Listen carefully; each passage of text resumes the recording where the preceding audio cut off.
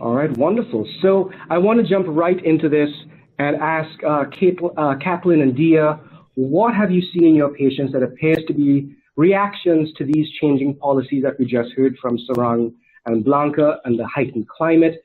Are immigrants, in fact, showing heightened symptoms? And are some immigrants just no longer seeking out treatment? Kaplan, we can start with you.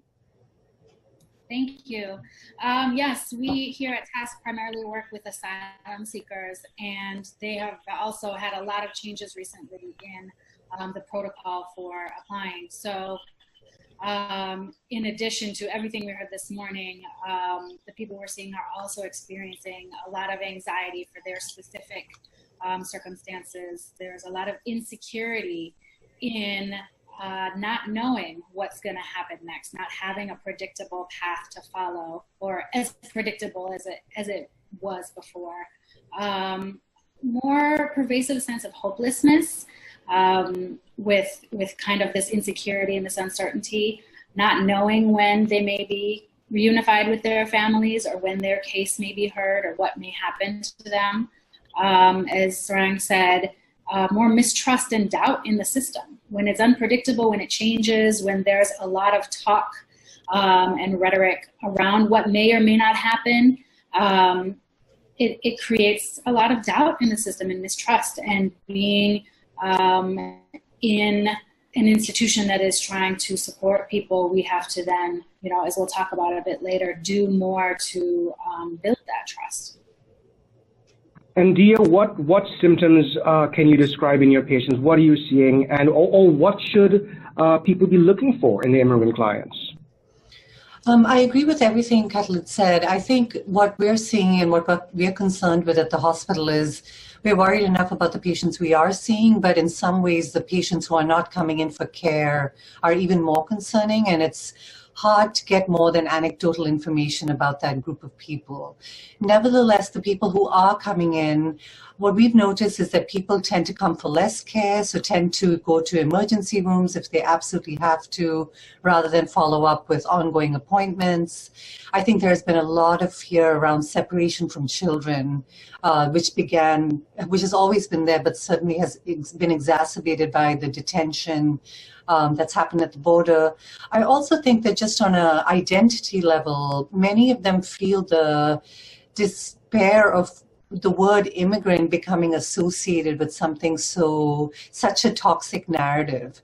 And so I think their sense of pride in being that has really been dismantled. I also, I think at our clinic, see a particular subset of patients who are coming here fleeing persecution or violence elsewhere, only to find that they're separated from their kids, they're mistreated at the border, they have to go underground and have taken all these risks and are now not sure whether they've come to a country that is willing to protect them.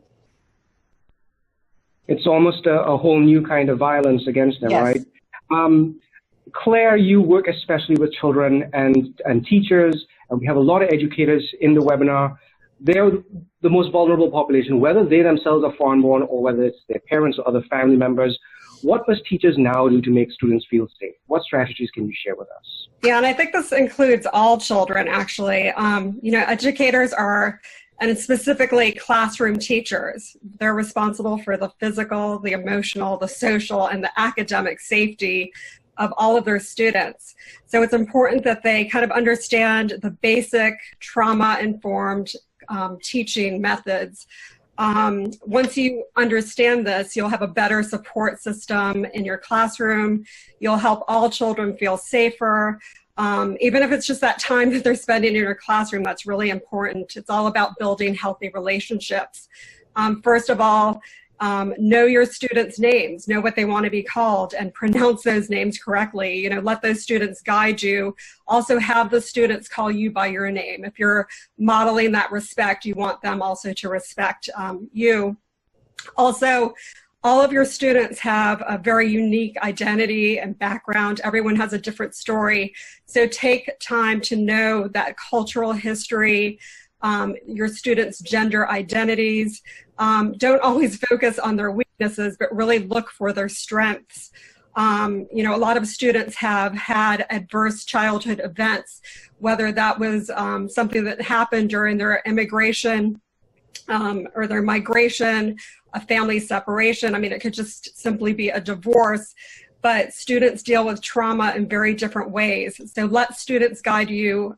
We'll talk about building trust, but really all students have some kind of emotional residue, and they may show that in the classroom as anxiety. Help your students, all your students, build empathy in a classroom culture. All of these events and stressors, whether it's a student who's dealing with a parent stress or their own stress, be gentle, be patient. Your students are going to show this in very different ways. Work on that classroom language, and this also helps to build empathy. When you hear words like illegal or derogatory slang, don't attack the students, but maybe start a discussion and show how you can address this in a different way. And it might take some time, and also students deal with microaggressions in different ways.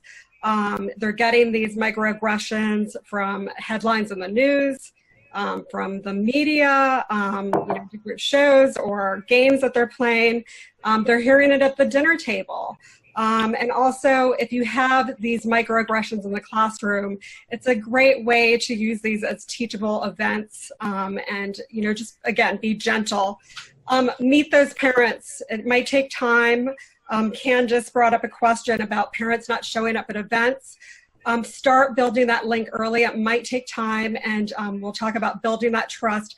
But, you know, it might just be sending a message or a note home, and creating that welcoming classroom. Just make everything really predictable. Have routines, involve your students in building those routines. You need to use visual and auditory cues.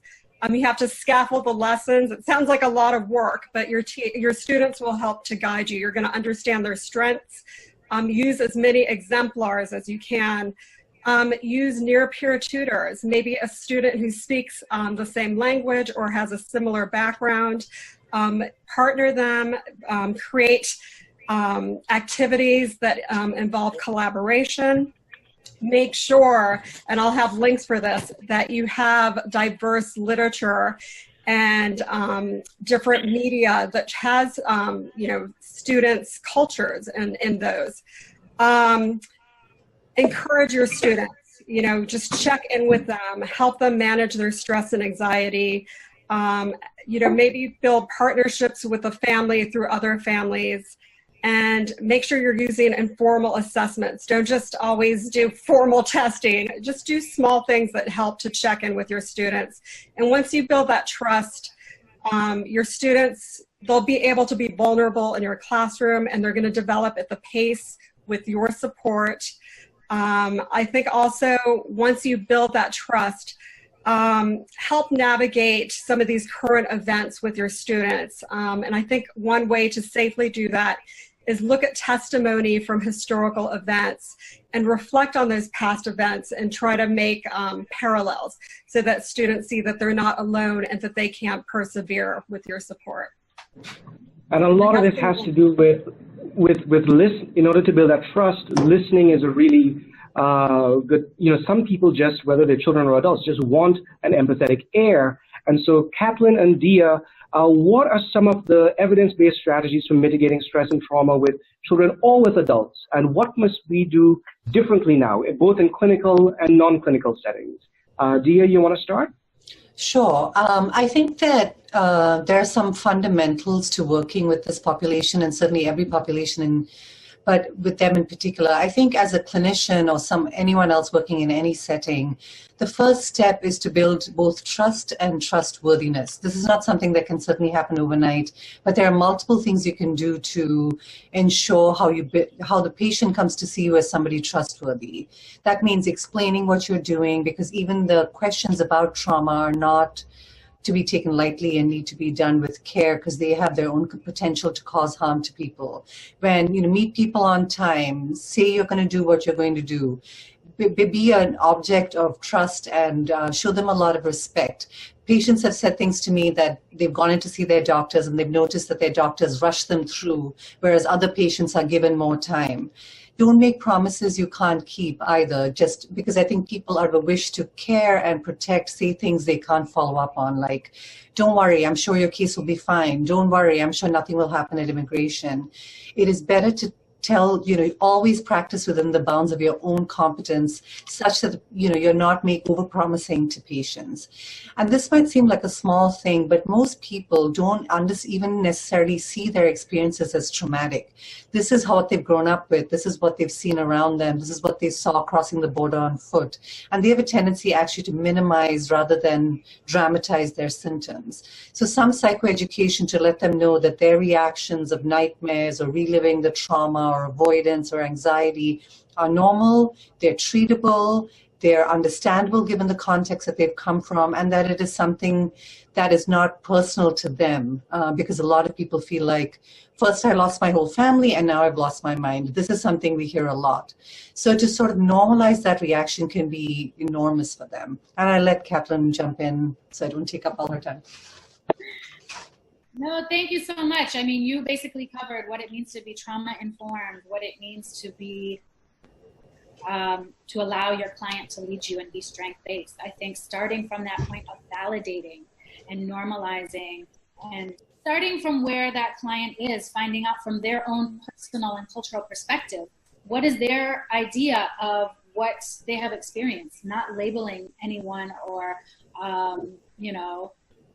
not placing any labels that they do not inherently gravitate towards. Psychoeducation, definitely.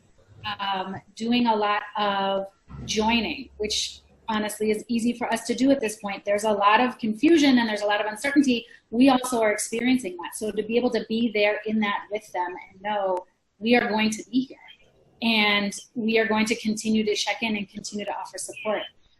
An opportunity for others to support each other and join each other. And that really seems to make a big difference. And there are many other ways that we can support immigrants in these times, non-clinical ways to mitigate their fears, to show our support. Avideh, what are some of the things that you suggest that we can do? So I think everything that has already been said is incredibly on point.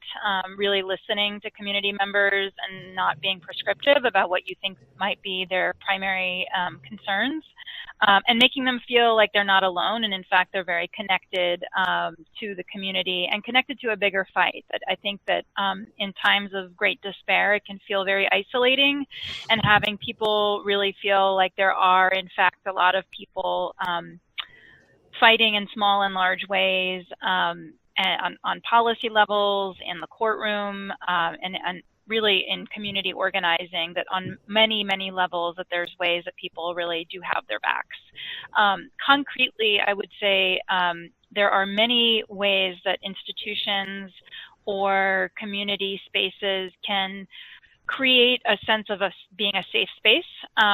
Federal immigration law is federal by nature, so of course it is going to trump any local or state policy. That being said, individuals have rights, as do institutions.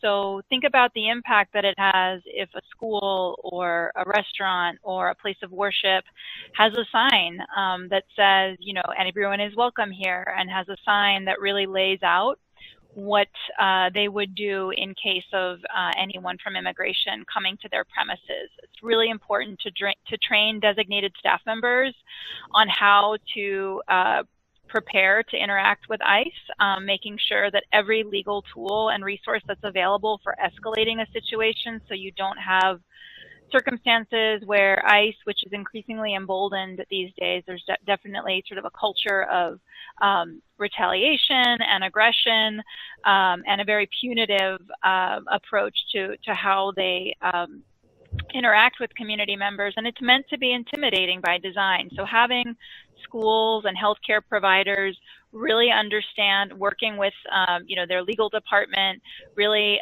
being clear about posting notices about privacy protections, about the need for a warrant if people are coming on premises. All those really concrete things are really important for people to have visible in their spaces, and also to really reinforce through regular training across staff. So it doesn't mean that everybody on staff needs to be an expert, but they do need to know that that's part of the culture of their workplace.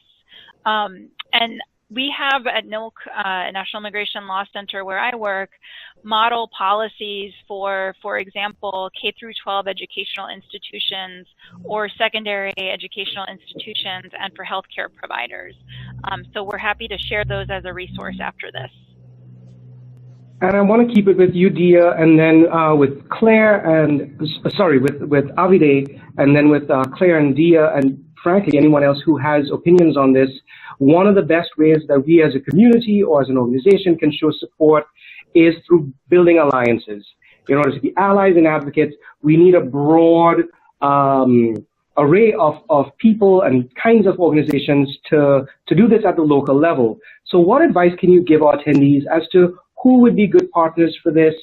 We're thinking of law enforcement, we're thinking of unions, we're thinking of chambers. Who do we need to get involved, and what kind of message do we give them for them to be on board with this? Avideh, we can start with you. Sure. I think there's a number of ways for people to get involved. I do want to also note that in many communities, not all, but in many communities, there are long-standing organizations or networks that have been advocating on behalf of immigrant communities. And so they are really, truly the experts, and have really been engaged for a long time. And so I think it's important, to the extent that people want to get connected or build something new, that they're very much working in close collaboration with long-standing institutions, particularly those that are led and centered around the lived experiences of immigrant communities. You know, unfortunately, a lot of what we're seeing is definitely unprecedented in terms of scope and scale under this administration, but as other speakers have noted, it's not entirely new. Some of it is unfortunately infrastructures that have been in place under prior administrations and are just now in the hands of people who are much more comfortable using these enforcement tools brazenly, and without regard for sort of humanitarian or other considerations. So I would encourage people to see if there is a local or state immigrant rights organization in your community. There's certainly resources we can share as well for people to find out if there are legal service providers where you may be able to volunteer as an interpreter or to provide assistance. I would say that many places of worship also have community engagement. Sometimes people can connect to their mayor's office and local government, that they have networks that they can connect you to. And I would say in the last couple of years, we've also seen different organizations form local chapters of things like, for example, the Indivisible group, which organizes on across a range of issues, including immigration. Similarly, you've got organizations like the ACLU that have created networks called People Power. So there are a lot of both politically active and community-oriented ways for people to engage, depending on what types of activities they want to get plugged into. And it's across a spectrum of things that you can do, whether it's direct service provision, whether it's providing financial support to an organization, or in many cases showing up to an event, showing up to an ICE check-in if there's a campaign to protect a certain community member from deportation. There's a lot of ways for people to get involved, and so I encourage people to find out locally what's in their community. Who else should we be looking at? Diya, Claire, Kaplan, really quickly. I agree with everything Avideh said. I think living in a particularly resource-rich and politically active environment in Cambridge, I think in some ways we're very lucky, but we've also gone out of our way, I think, to over time develop relationships. And I want to mention a few that I think have been particularly significant that people may not think of.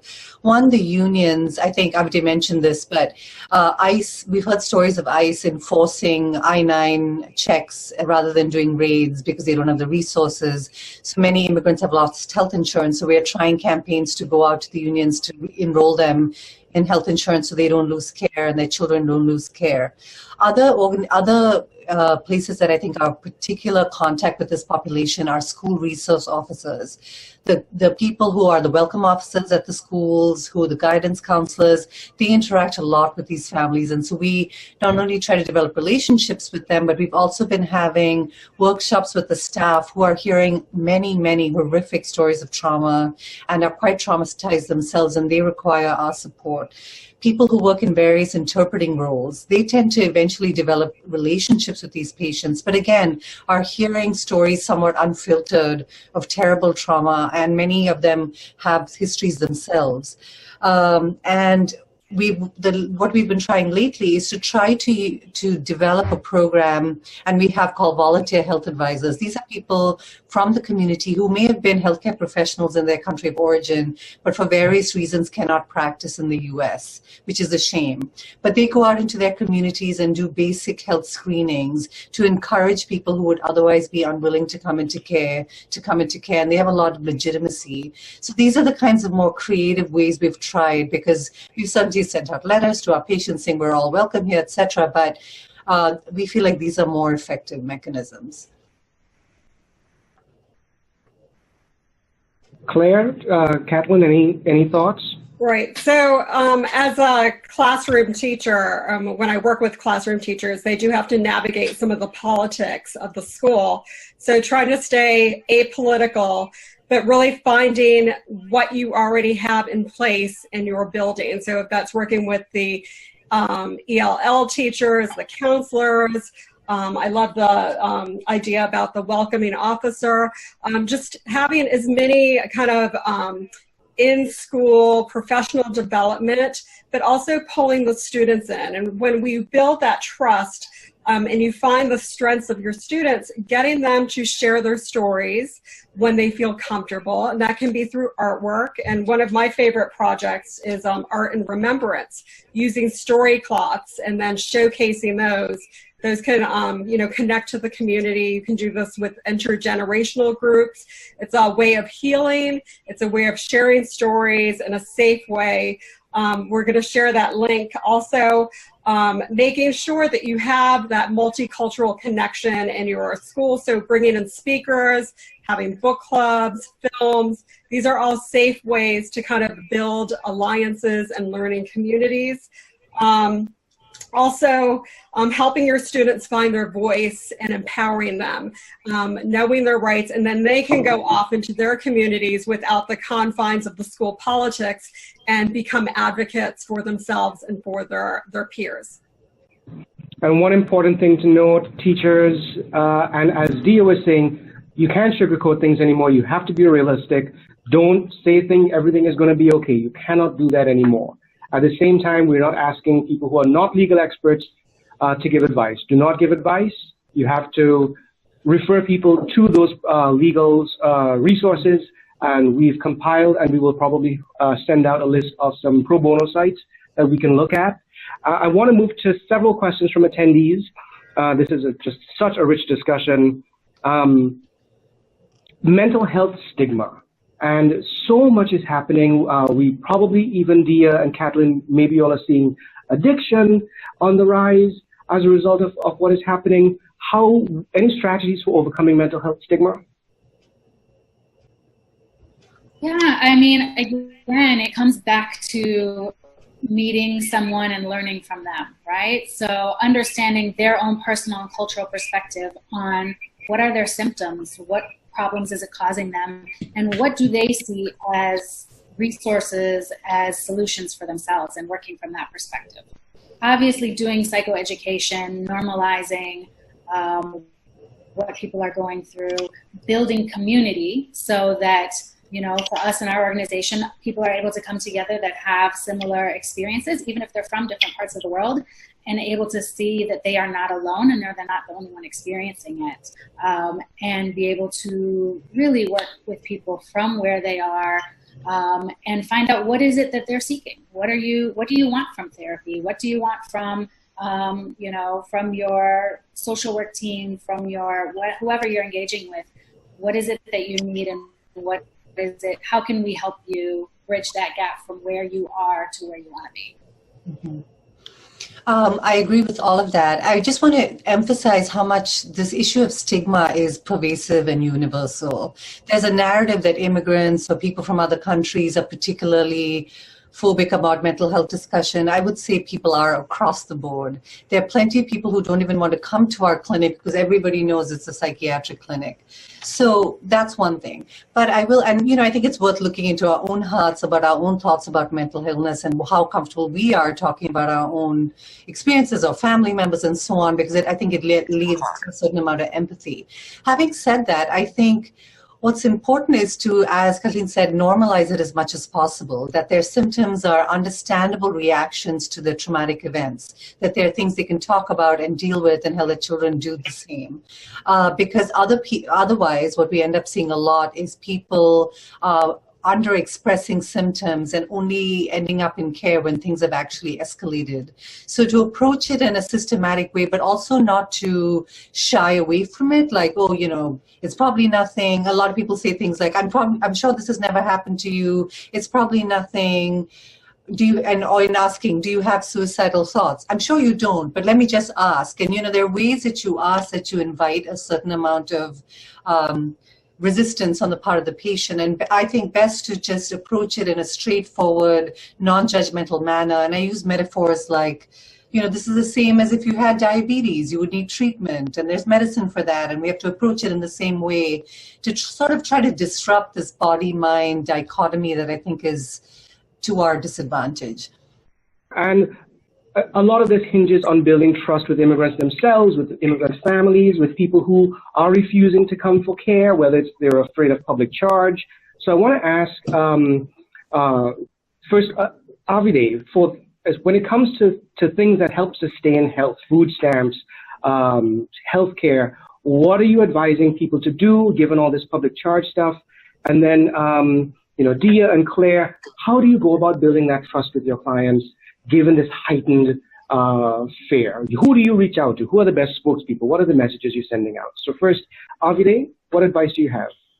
Sure. I'm going to echo something Sarang said at the top of the webinar, which is basically that, I know this change, the proposed regulation is very imminent from everything that we know.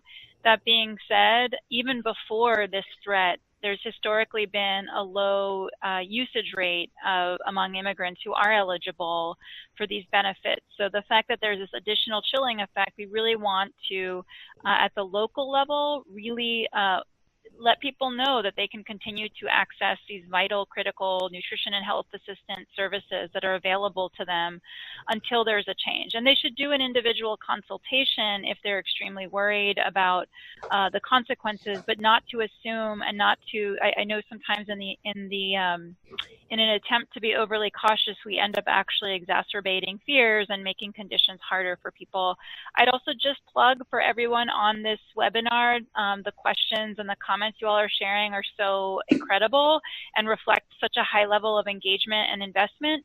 And just to let you know that all of you, particularly given how connected you are to the individual experiences of immigrants who are living with this kind of fear, you can submit comments once this proposed regulation comes out saying that you oppose these changes, and you can give concrete examples of your patients, your students, your neighbors, your fellow parishioners who are living under this climate of fear and what the changes could mean for them. So we have information about how people can easily submit comments once the proposed regulation is out.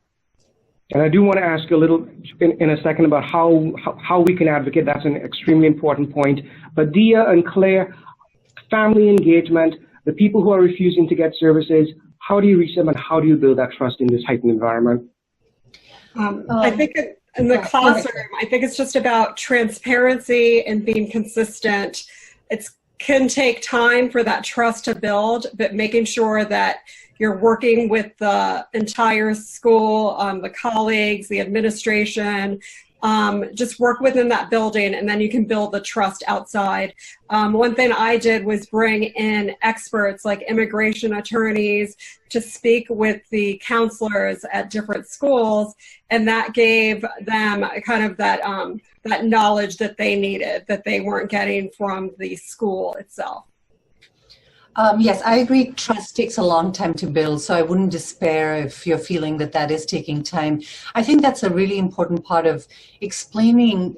For example, if somebody comes in to see a clinician or a legal advocate, explaining why you're doing what you're doing. I think to many immigrants, the line between ICE and hospital and government is very thin. When they come to our clinic, for example, it looks like any old government building. And so people are really, and when you ask them questions about what happened, I think for many of them, they experience it as a reinterrogation, which they may have been through. Where you're trying to look for the truth of what happened to them. So for that reason, it's really important to kind of explain who you are, what your role is, what the limits to your confidentiality are, how their records will be protected, things like that. If you're someone who's not a clinician working with someone in a legal setting, for example, I get this question all the time. You know, patients want to come in, they're working on their asylum petition, but they're too traumatized to talk about their story. First thing I would say, get them into care.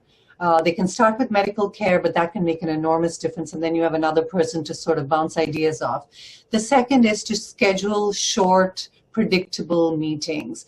A lot of lawyers, understandably, have to schedule these marathon sessions with people to get them through all the material they need to. Some people can tolerate that. Others really do experience it as a reinterrogation and get too overwhelmed. So I would emphasize, just as we do with patients with chronic medical illness, schedule short, efficient, ongoing meetings so that that relationship can build over time and you're not trying to get all the information of the worst thing that's ever happened to them in a couple of hours. This will protect the patient, and this will also protect whoever's working with them, because hearing this stuff without much context and hour after hour is very overwhelming.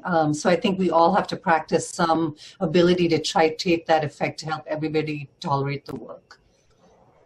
And we have a question about immigrants seeking assistance from nonprofits as regards to the public charge. I assume, Avideh, that that does not constitute public charge grounds? No, I actually just shared for participants a website that we have for our Protecting Immigrant Families campaign that has a whole bunch of resources explaining what is public charge, why they're trying to change the rules that have been in place for a century and why that matters, and how people can take action. All right, and Claire and Kathleen, one thing that we both know is you do not ask about status. In a clinical setting, in a non-clinical setting of students, you do not ask about status. Is that correct, Claire?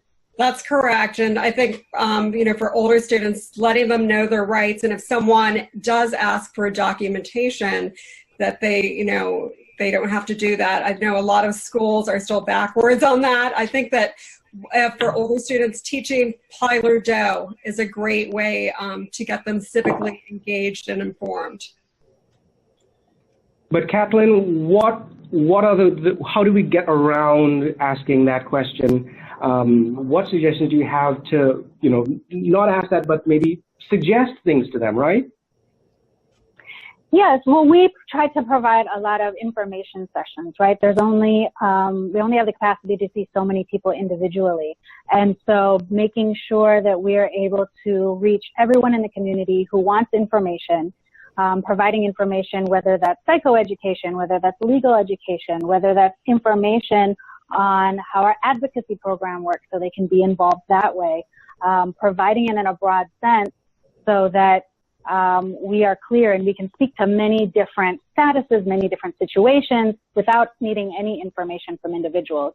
And then in our private spaces, making sure we go over what confidentiality works with, what working with within the constraints of confidentiality looks like, and being clear, and as has been said before, being consistent in our communication.